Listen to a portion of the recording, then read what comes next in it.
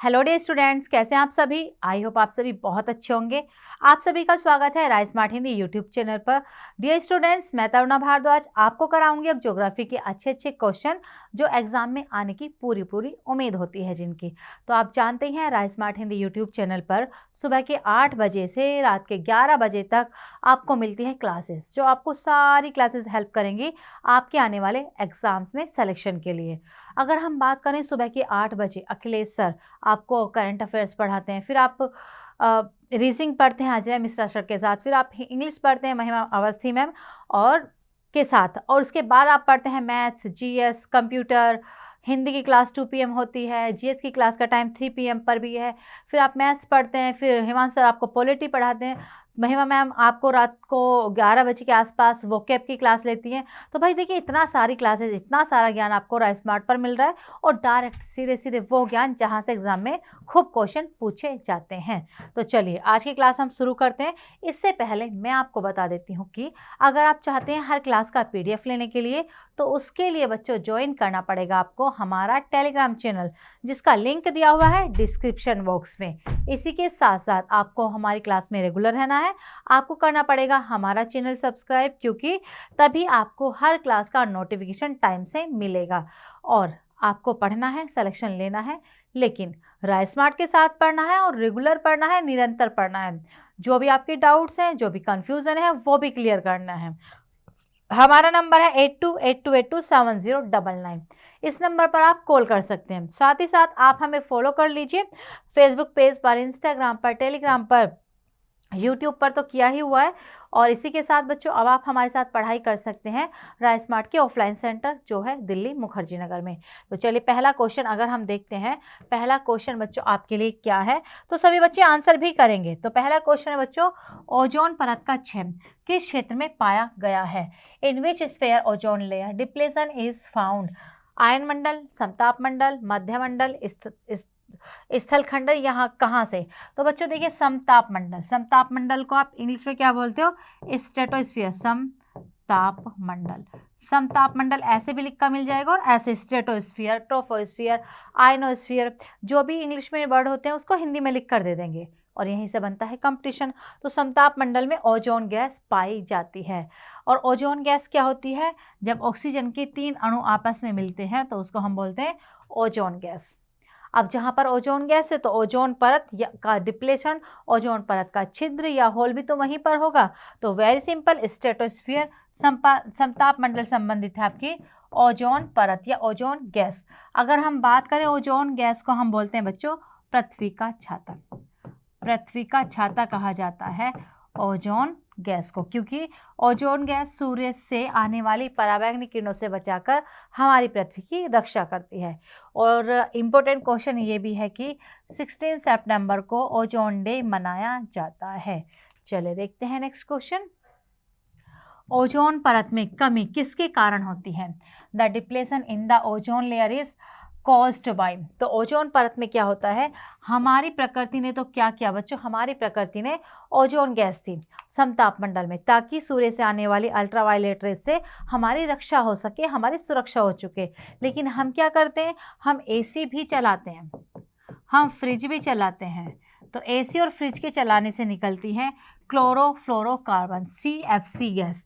तो क्लोरोफ्लोरोकार्बन को आपको CFC भी मिल जाएगा।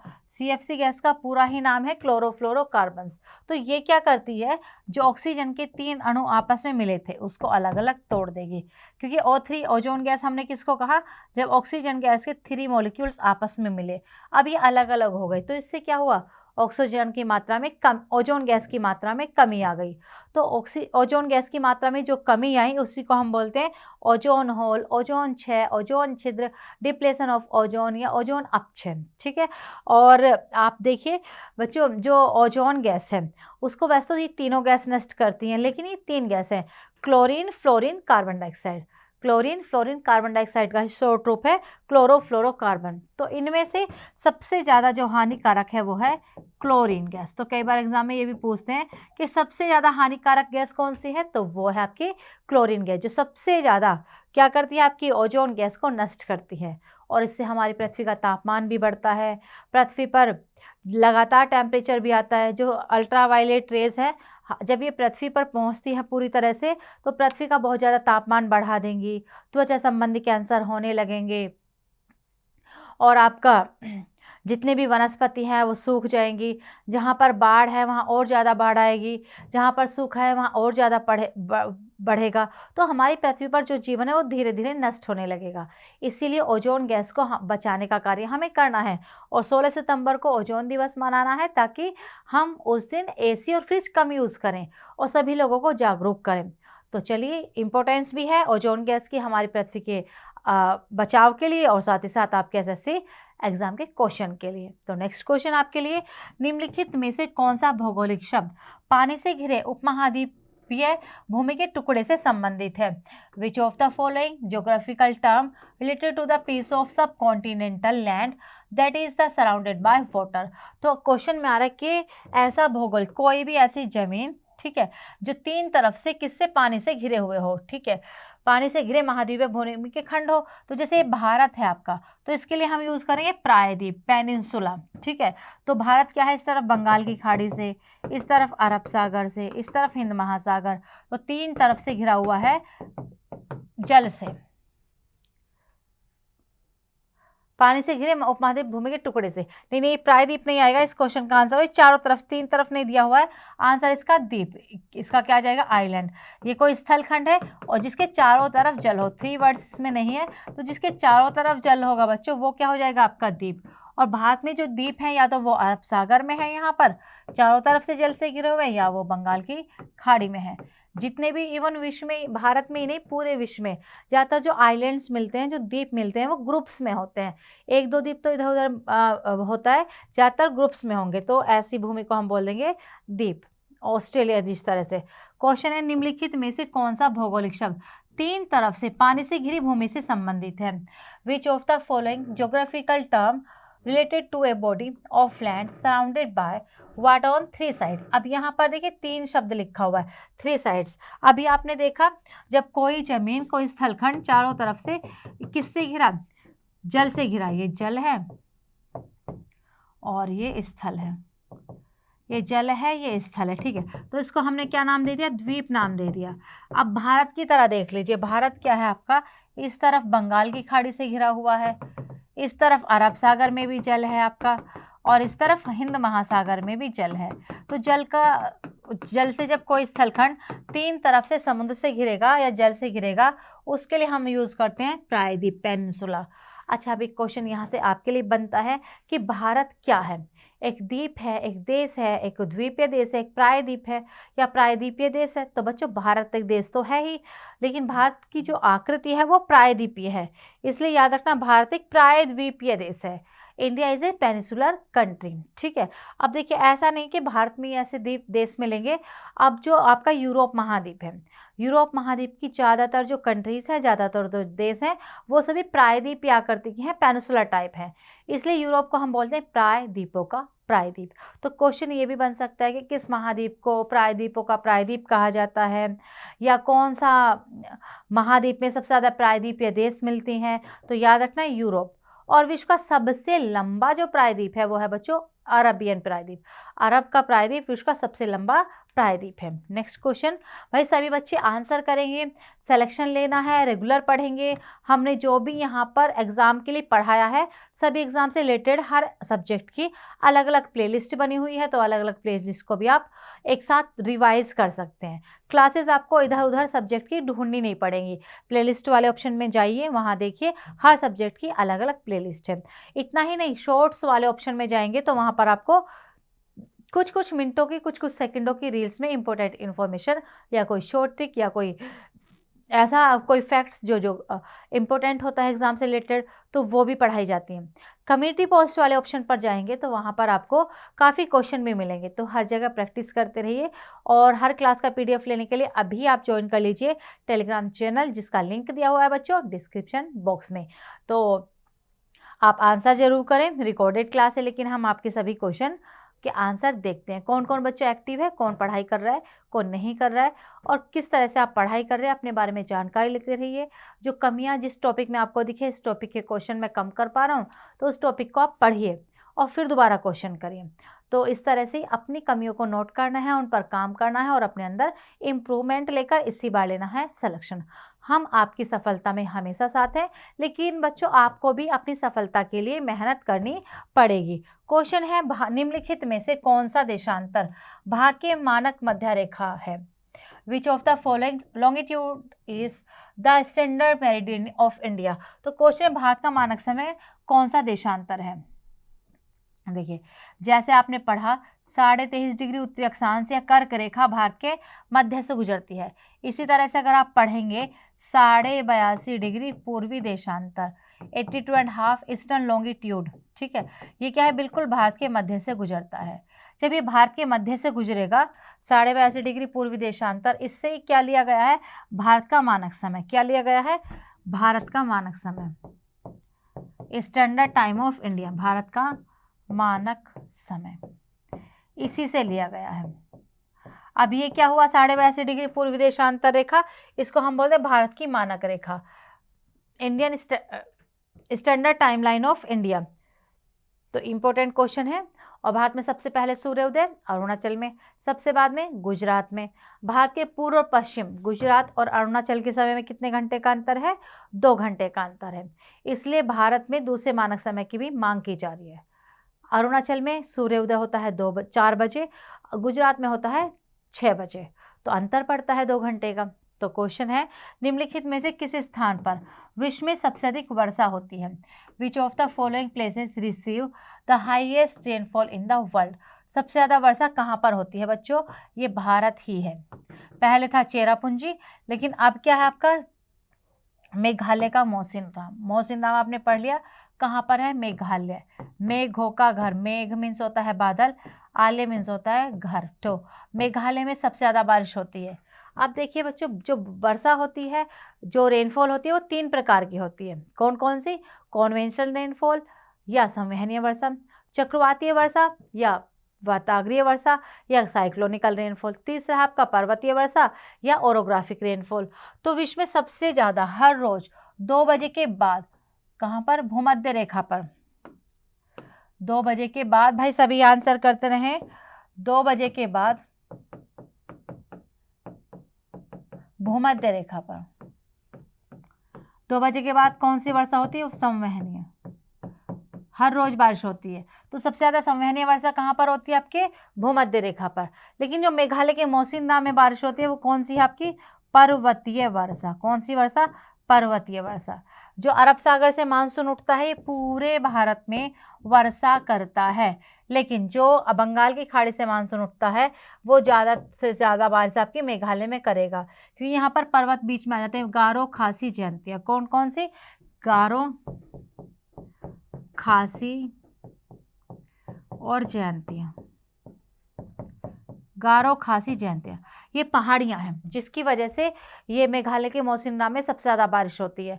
ये पहाड़ियाँ हैं, यहाँ पर इधर से जलवाष्प जा रही है, इन पहाड़ियों ने जलवाष्प को आगे जाने ही नहीं दिया, यहीं पर रोक लिया, तो इसलिए सबसे ज़्यादा बारिश कहाँ पर होगी? मेघालय के मौसिनराम में। लेकिन किस प्रकार की वर्षा है बच्चों? वो पर्वतीय वर्षा, ये भी आप याद रखना। नेक्स्ट क्वेश्चन, भारत के उत्तर पश्चिमी भाग में सर्दियों के दौरान वर्षा का निम्नलिखित में से कौन सा कारण है? Which of the following reason of rainfall during winter in north western part of India? तो देखिए बच्चों, भारत में 2 स्थानों पर सर्दियों में बारिश होती है। इंपॉर्टेंट क्वेश्चन है, भारत में कितने स्थानों पर? 2 स्थानों पर सर्दियों में बारिश होती है। एक तो सब जानते हैं, ये कौन सा? तमिलनाडु। तमिलनाडु राज्य, तमिलनाडु में अक्टूबर-नवंबर में बारिश होती है लौटते हुए मानसून के द्वारा। किसके द्वारा? रिट्रेटिंग मानसून के द्वारा। लौटते हुए मानसून के द्वारा बारिश होती है। लेकिन उत्तर पश्चिमी भारत, ये आपको एग्जाम में कई बार पंजाब ऑप्शन में मिल जाएगा, ये आपको दिल्ली ऑप्शन में भी मिल सकता है। ये आपको उत्तर पश्चिमी भारत ये भी ऑप्शन मिल जाएगा। तो जो यहाँ पर बारिश होती है वो होती है पश्चिमी विक्षोभ के द्वारा। किसकी वजह से? वेस्टर्न डिस्टर्बेंसेस की वजह से, ठीक है, बारिश होती है सर्दियों में। तो याद रखना कौन कौन से राज्यों में और किस किस कारण से। तमिलनाडु में सर्दियों में बारिश होगी लौटते हुए मानसून के द्वारा, इस वाले हिस्से में बारिश होगी पश्चिमी विक्षोभ के द्वारा, वेस्टर्न डिस्टर्बेंसेस के द्वारा, जो उठकर आते हैं बच्चों भूमध्य सागर से, मेडिटेरेनियन सी से आते हैं वो चक्रवात। छोटे छोटे हैं लेकिन बारिश करते हैं। निम्नलिखित में से कौन सा देश भारत के साथ भूमि साझा नहीं करता है? Which of the following the country does not share land boundary with India? तो बच्चों अगर हम बात करें, भारत के कुल पड़ोसी 9 हैं, ठीक है, जिनमें से 7 ऐसे हैं जो स्थलीय सीमा बनाते हैं, 2 ऐसे हैं जो जलीय सीमा बनाते हैं। जलीय सीमा वाले, जलीय वाले हैं 2 केवल, श्रीलंका और मालदीव। श्रीलंका और मालदीव और यहाँ पर है 7, ठीक है ना, ये यहाँ पर है 7। कौन कौन से आपके? बांग्लादेश,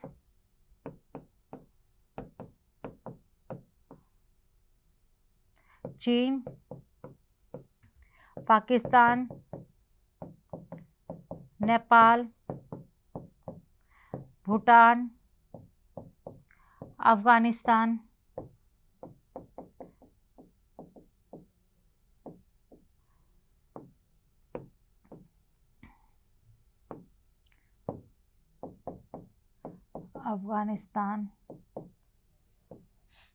म्यांमार,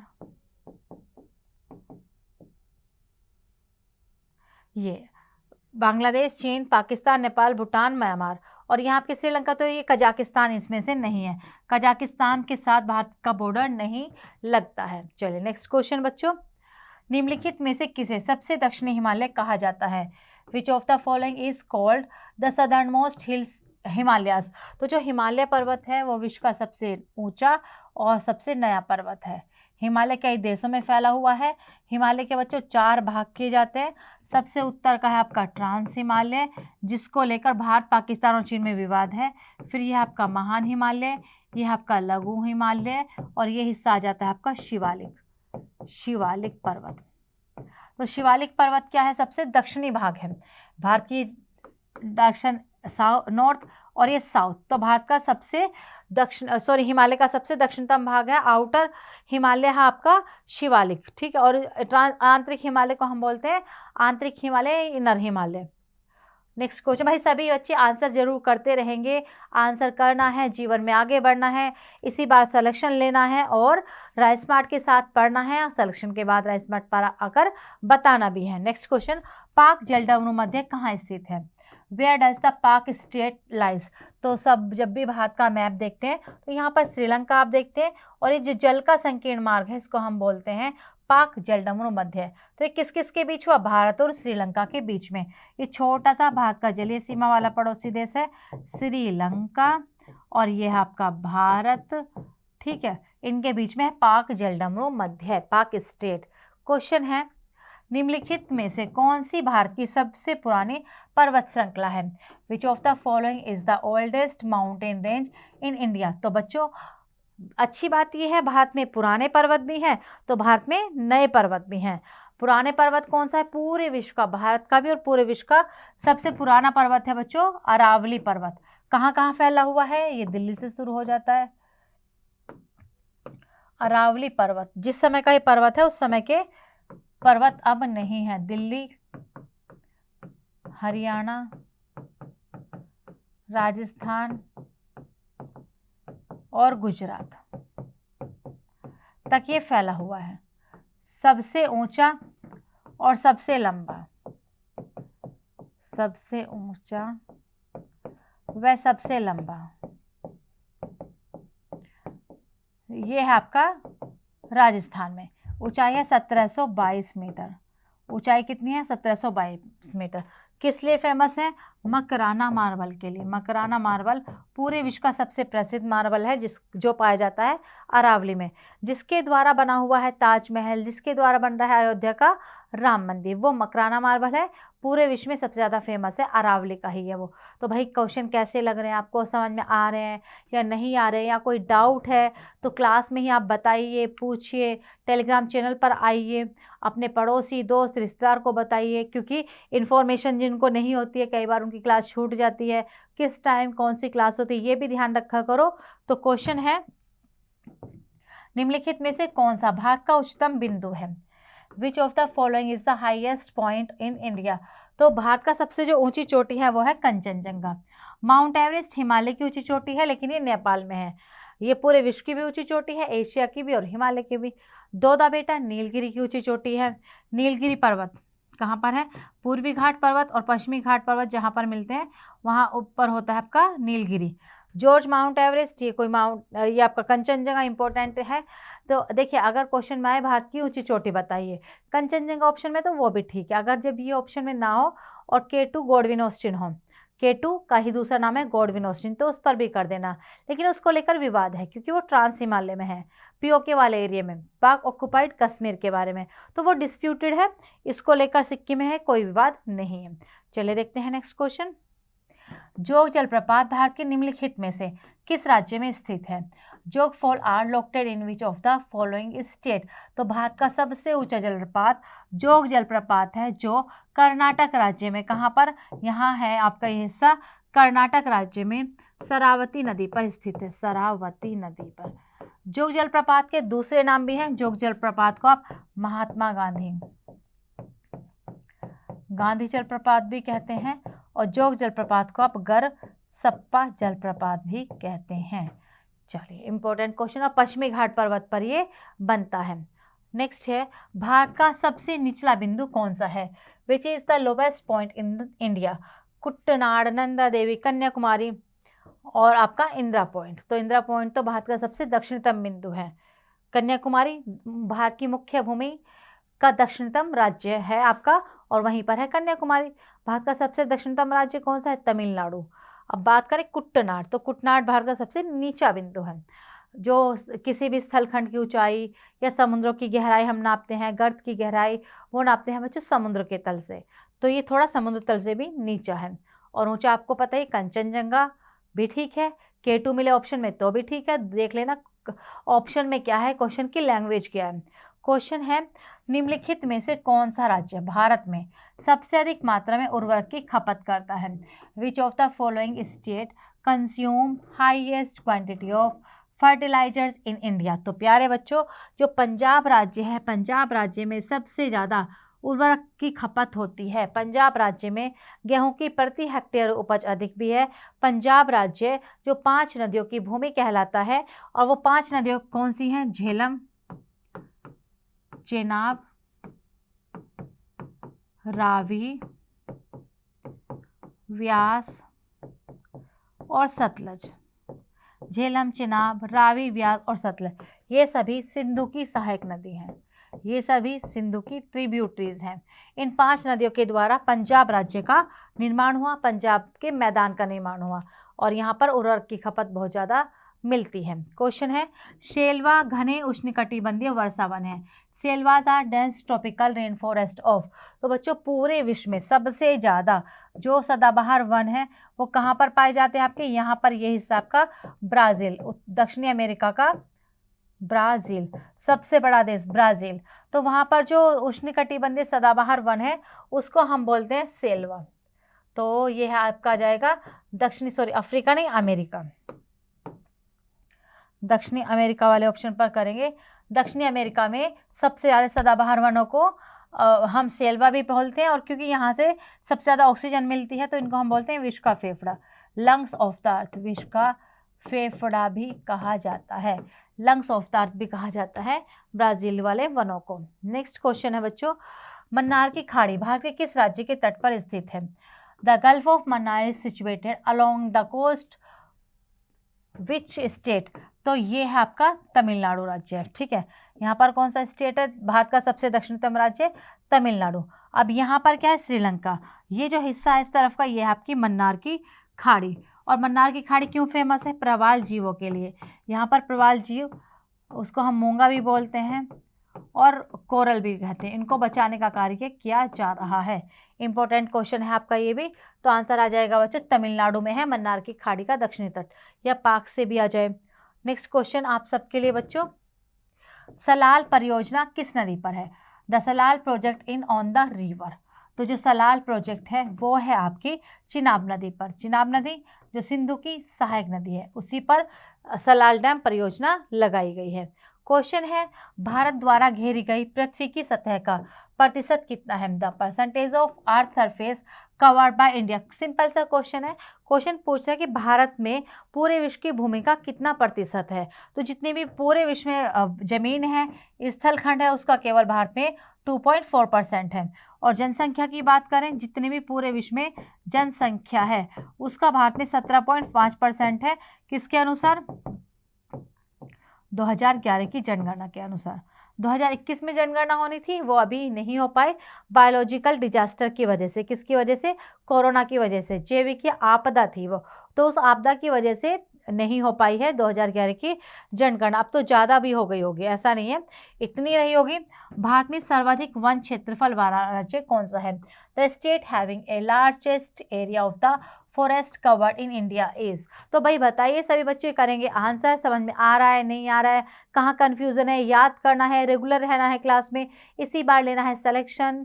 तो बताइए बच्चे, भाई बताया करो आप भी, हम आपके कमेंट्स भी देखते हैं, आपका डाउट है उसको भी आंसर करेंगे, लेकिन मेहनत तो आपको भी करनी पड़ेगी। तो याद रखिए, भारत में सबसे ज़्यादा वन वाला राज्य है आपका क्षेत्रफल वाला मध्य प्रदेश। और मध्य प्रदेश में सबसे ज़्यादा सोयाबीन का एग्जाम में ज़्यादा क्वेश्चन पूछते हैं, लेकिन सबसे ज़्यादा दालें, सबसे ज़्यादा दालों के लिए फेमस है आपका मध्य प्रदेश। क्वेश्चन है नेक्स्ट, रेड क्लिफ रेखा किस किस के बीच की सीमा है? The red Cliff line is a boundary between, पहले क्या था, पाकिस्तान, बांग्लादेश, भूटान, आपका नेपाल, छोटे छोटे जो देश हैं वो भारत के साथ जुड़े हुए थे, तब हम उसको बोलते हैं भारतीय उपमहाद्वीप। तो फिर विभाजन हुआ, लड़ाई झगड़े हुए, परिवर्तन तो पृथ्वी का नियम ही है। तो उसके बाद क्या हुआ, पाकिस्तान अलग हुआ भारत से, और फिर क्या हुआ, उसके बीच में जो बॉर्डर हमने खींचा उसका नाम रख दिया रेड क्लिफ रेखा। भारत और चीन के बीच जो बॉर्डर बनता है उसको हम क्या बोलते हैं? मैकमोहन रेखा। भारत और अफगानिस्तान के जो बीच बनता है उसको हम बोलते हैं ड्यूरंड रेखा। लेकिन अभी पीओके वाले एरिया में है, लेकिन पीओके को हम अपना ही मानते हैं। क्वेश्चन है, निम्नलिखित में से किस नदी का उद्गम बिंदु लगभग एक समान है? Which of the following rivers has almost the same point of emerging या ओरिजिनेटिंग। तो बच्चों, भारत की 3 नदी, कौन कौन सी नदी? ब्रह्मपुत्र नदी, सिंधु नदी और सतलज नदी। ये तीनों नदियां कहाँ से निकल कर आती है? चीन देश से निकल कर आती है। याद रखना, खूब एग्जाम में क्वेश्चन पूछते हैं। तो यह है तिब्बत का पठार, तिब्बत पठार देश की बात करें तो ये चीन है। तो एग्जाम में आएगा कि इनमें से कौन सी 3 नदियाँ या कौन कौन सी नदी तिब्बत पठार या चीन देश से निकल कर आती हैं? तो वह ब्रह्मपुत्र, सिंधु और सतलज नदी, तीनों नदियों का उद्गम एक ही है। क्वेश्चन, निम्नलिखित झीलों में से कौन सी खारे पानी की झील है? Which among the following lake is a salt water lake. तो इनमें से सब देखिए, चिल्का भी खारा पानी है, और डल और वुलर दोनों मीठे पानी की झील है, सांभर भी। लेकिन सबसे अधिक खारापन जो है वो सांभर में है, राजस्थान के जयपुर में है, इसलिए भारत की सबसे अधिक खारी ये हो जाएगी आपकी सांभर। और चिल्का भारत की सबसे बड़ी लेगून झील हो जाएगी, जिसमें समुद्र का पानी आया हुआ है। क्वेश्चन है, निम्नलिखित में से कौन सी नदी गंगा की सहायक नदी नहीं है? Which of the following river is not the tributary of Ganga. तो इंद्रावती जो गोदावरी की सहायक नदी है, बाकी सोन, गोमती, घाघरा, गंडक, सोन, दामोदर, रामगंगा, ये सभी गंगा की सहायक नदी हैं। क्वेश्चन है, अंडमान निकोबार द्वीप की सबसे ऊंची चोटी कौन सी है? Which is the highest peak in Andaman Nicobar island. Andaman Nicobar द्वीप समूह बंगाल की खाड़ी में स्थित है यहाँ पर, और इनकी सबसे ऊंची चोटी है सैडल पीक। कौन सी? सैडल पीक इनकी सबसे ऊंची चोटी है।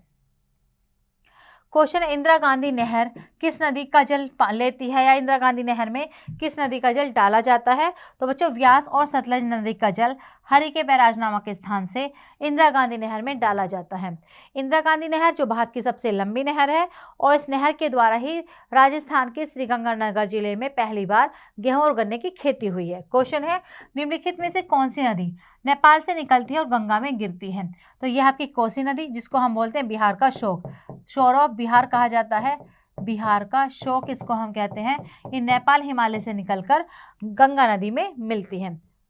तो बच्चों, ये थे आज की क्लास के क्वेश्चन। आप को। मुझे पूरी उम्मीद है आपको समझ में आए हैं। अगर कोई डाउट है तो अभी आप कॉल कर लीजिए 82822709 नंबर पर, या हमारे टेलीग्राम चैनल जिसका लिंक दिया हुआ है डिस्क्रिप्शन बॉक्स में, उसे ज्वाइन करें। हर क्लास का PDF लेने के लिए आपको हमारा टेलीग्राम चैनल ज्वाइन करना ही पड़ेगा।